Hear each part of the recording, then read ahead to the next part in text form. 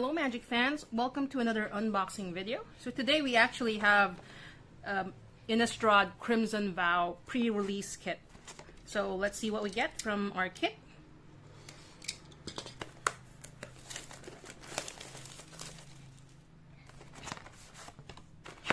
So inside you'll see your spin down die. It has the set symbol for Crimson Vow, which is a bat. And then we get this mini poster that actually has a nice art, and it includes information of who's getting married. So it's Olivia Voldaren and Edgar Markov. And then there's some text going around. So eternal life. Oh, wait, sorry. Right, okay. The bride pledges her heart to the groom, and he his undying affection to her. Blood and famine, violence and peace. In eternal life and through moment's struggle, the two shall rule this land until its people are no more. The heron's blood make it so. Here we go.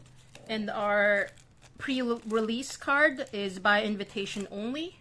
It's 3 white for a sorcery, and you choose a number between 0 and 13. Each player sacrifices that many creatures.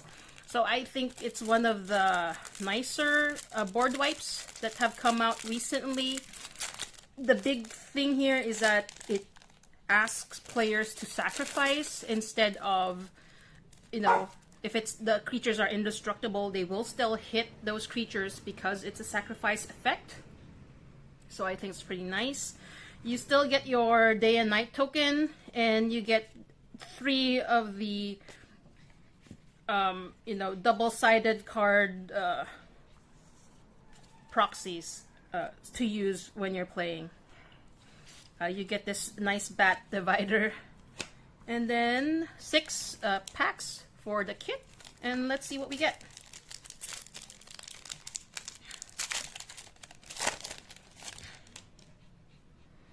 Okay, Reckless Impulse, Fear of Death, Adamant Will, Blessed Flamebolt, Vampire's Kiss, Sporeback Wolf, Mind Leech Ghoul, Daybreak Combatants, Dawnheart Disciple, Fearful Villager, Brambleworm, Whispering Wizard, Panic Bystander.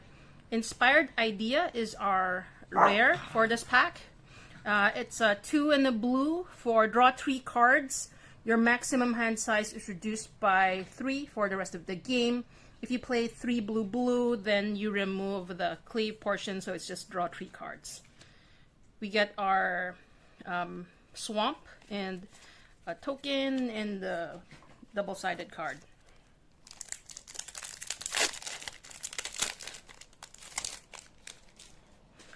Richard Throng, Heron's Blade Geist, Kessig Flame Breather, Cradle of Safety, Point of Discussion, Bramble Armor, Dargraph Scavenger, Honored Heirloom, Spore Crawler, Kindly Ancestor, Screaming Swarm, Boarded Window, Storm Chaser Drake, and our rare is Catilda Dawnheart Martyr in this showcase frame. So it's 1 white for a legendary spirit warlock. Power toughness is star. It has flying, lifelink, and protection from vampires. Catilda Dawnheart's Martyr's power and toughness are each equal to the number of permanents you control that are spirits and or enchantments. And it has a disturb cost of 3 white. It becomes an enchant creature. Enchanted creature has flying, lifelink, and protection from vampires. And it gets +X+X, where X is the number of permanents you control that are spirits and or enchantment. If Catilda's Rising's Dawn would be put into a graveyard from anywhere, exile it instead. Then land and token and double-sided card. 3rd pack. Alchemist Retrieval, Nebelgas Beguiler, Falcon Rat Celebrants, Toxic Scorpion, Courier Bat, Mulch, which is a reprint, Siphon Essence, Blood Servitor, Ragged Recluse, Markov Waltzer, Blood Hypnotist, Lampholt Raconteur. Domineering Vampire is our rare. It's a 1 red for a 3/3 vampire. When Dominating Vampire enters the battlefield, gain control of target creature with mana value less than or equal to the number of vampires you control until end of turn. Untap that creature and it gains haste until end of turn. And we get a foil Griftwing Cavalry.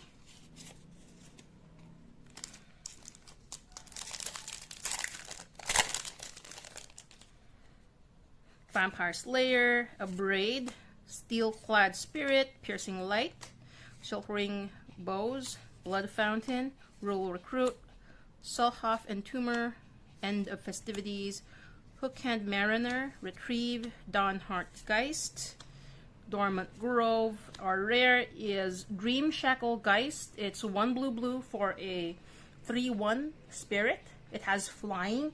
And at the beginning of combat on your turn, you can choose to either tap target creature or tap target creature doesn't untap during its controller's next untap step. So something that's important here is that you don't need to attack with this creature since you get to choose at the beginning of combat. So before you assign attackers. And it's good in both you tap the opponent's maybe only flying blocker or only blocker with reach, and if they're attacking you, then you can actually choose to make sure that the opponent's creature doesn't untap. So I used it in the pre-release. I participated in earlier, and I think it's pretty good. So our 5th pack.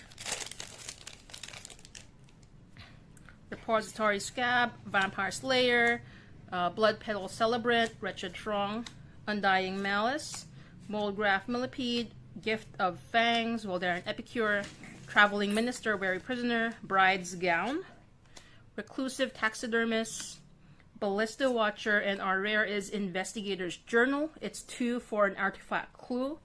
Investigator's Journal enters the battlefield with a number of suspect counters on it equal to the greatest number of creatures a player controls.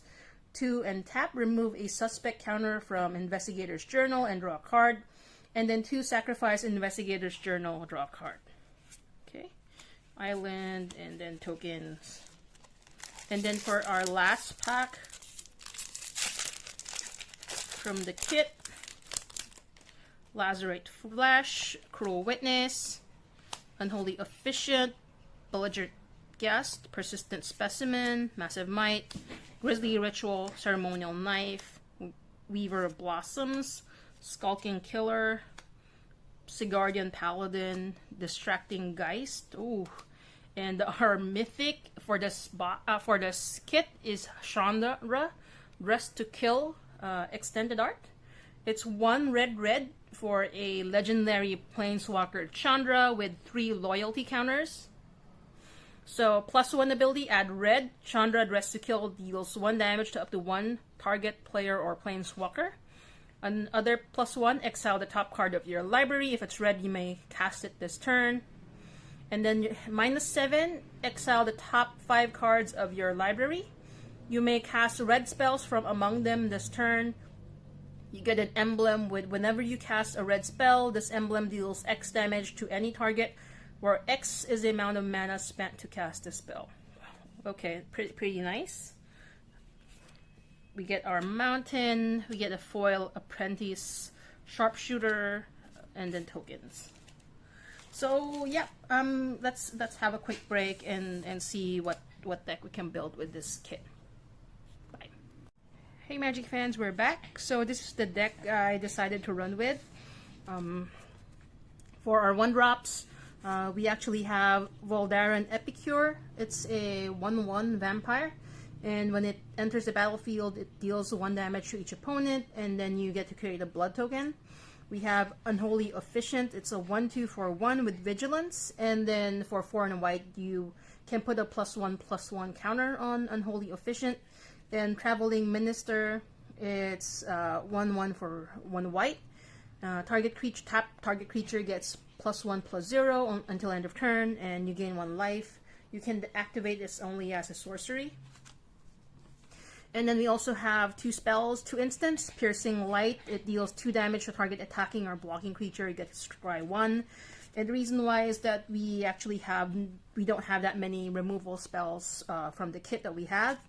And then Flame Blessed Bolt, it deals 2 damage to target creature or planeswalker. If that creature or planeswalker died this turn, then exile it instead. For 2-drops, I opted to do some, maybe we can do some card draw. That's why we have Investigator's Journal here. We have Abrade, which is 3 damage to target creature or destroy target artifact. We have Adamant Will. So it's 1 and a white for a +2/+2 and gains indestructible. So it's protection for our creatures and maybe for that last damage. And for the creatures at the 2-drop slot, Bloodpetal Celebrant. It's 1 and a red for a 2/1. It has first strike as long as it's attacking. And then when it dies, it creates a blood token. Kessig Flame Breather. It's a 1/3 for 1 and a red. And whenever you cast a non-creature spell, Kessig Flame Breather deals 1 damage to each opponent. We have our Dawnheart Geist. Whenever you cast an enchantment spell, you gain 2 life. We don't actually have a lot of synergy.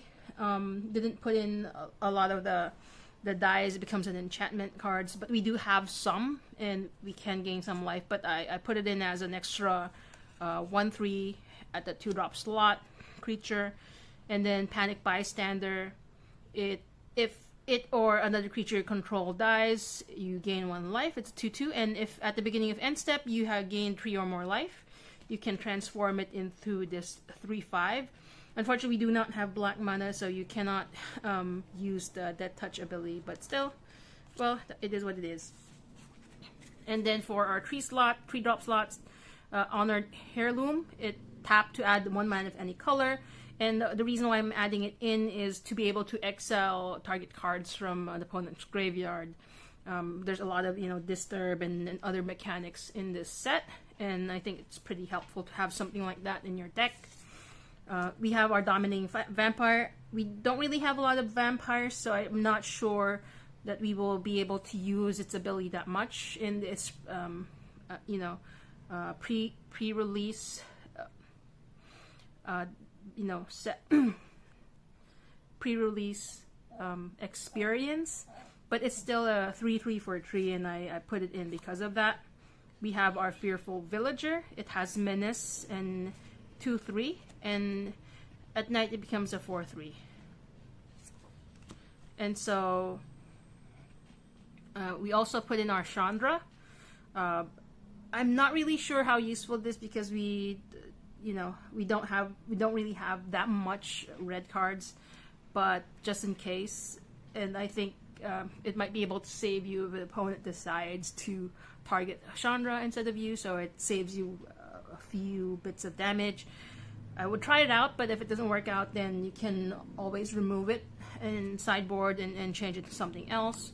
I put in, of course, Catilda, and then Kindly Ancestor, which is a lifelink 2/3. With a Disturb cost, it becomes an aura that gives lifelink to your creature. For the higher costs, so 4-drops, we have Ballista Watcher. You can pay 2 in red to tap, and Ballista Watcher deals 1 damage to any target. It's a 4/3 for 2 red, and at night it doesn't tap to deal that 1 damage to any target and becomes a 5/5. So I think that's pretty good. Lamphold Raconteur.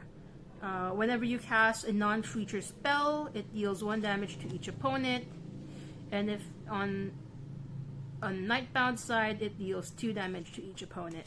We put in some flying creatures. Your Griffwing Cavalry.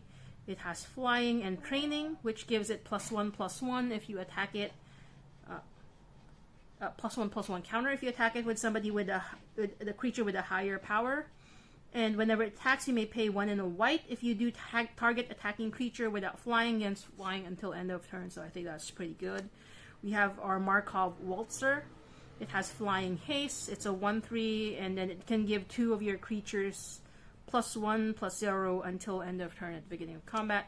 I did put in our board wipe, so in case things aren't going well for you, the opponent has a lot of creatures, then have them sacrifice all your creatures.